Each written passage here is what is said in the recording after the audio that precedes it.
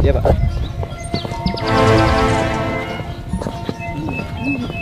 Halo, assalamualaikum para bosku. Bersama channel Lingkaran Hitam ini, kita kupas KKN Desa Penari yang lagi viral dan masih misterius. Namun, kita mencoba menguak kisah para mahasiswa yang diduga berbuat mesum dengan melakukan persetubuhan di Desa Penari. Semoga konten ini dapat bermanfaat dan menjadi pelajaran bagi kita semua. Sejak ditulisnya kisah misteri Desa Penari ini hingga diangkat menjadi film yang paling banyak ditonton di Indonesia, membuat masyarakat tak bosan mencari kebenaran tentang Desa Penari, mulai dari lokasi keberadaan desa tersebut hingga kebenaran alur cerita kisahnya. Banyak netizen yang berargumen bahwa kisah ini tidak murni lagi karena pengalaman sebenarnya jika diceritakan kembali, maka kebanyakan dari kisah pengalaman itu diduga ada yang hilang. Mulai dari narasumber tokoh lupa akan bagian-bagian kejadian itu hingga si penulis salah menerjemahkannya dari si narasumber.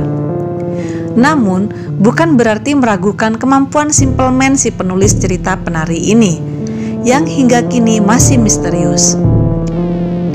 Tak sedikit yang kagum dengan kemampuan si Simple Man dan banyak dipuji. Jelas-jelas orangnya low profile, karena untuk terkenal dan mendapat panggung sudah di depan mata.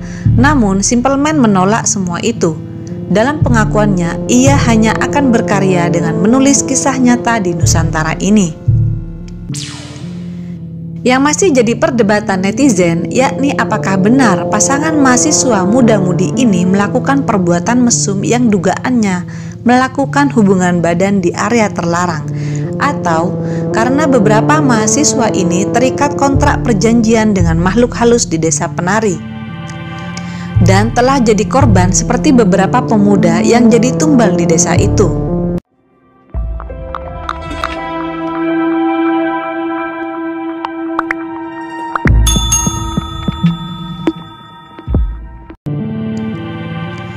Kisah tentang manusia bersekutu dengan jin, entah itu demi harta, tahta, bahkan kecantikan sudah banyak.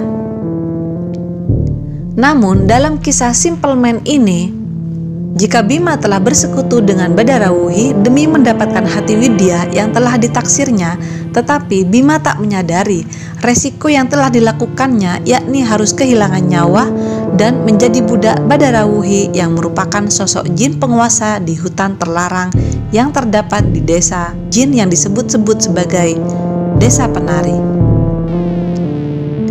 Begitu juga dengan nasib Ayu yang juga harus kehilangan nyawa karena menginginkan Bima menjadi pasangannya, sehingga mau menerima tawaran Badarawuhi yang akhirnya menjadi tumbal seperti Bima. Menurut Mbah Buyut, Ayu dijadikan penari sebagai penghibur para bangsa jin di Desa Penari. Mati yang dialami oleh keduanya tak wajar. Sedangkan seorang indigo bernama Fururi Harun dan beberapa indigo lainnya mengungkap fakta bahwa para mahasiswa KKN mengalami sasaran amarah penghuni jin di Desa Penari lantaran berbuat tak senonoh atau berbuat mesum di area terlarang yang oleh warga setempat, yakni pantang berbuat tak sopan.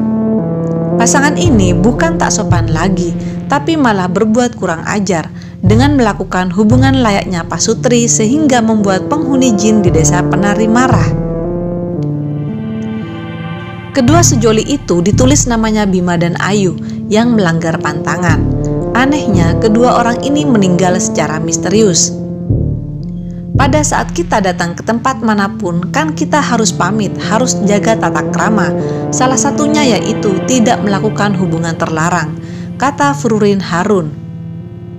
Menurutnya, jika di tempat baru, kita tidak bisa juga bicara sembarangan. Jadi, memang banyak hal yang kita harus ketahui.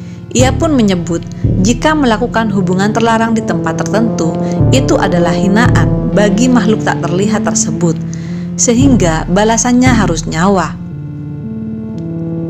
Namun, apapun itu versi kisahnya, kita harus menyadari bahwa kita hidup berdampingan dengan makhluk tak kasat mata.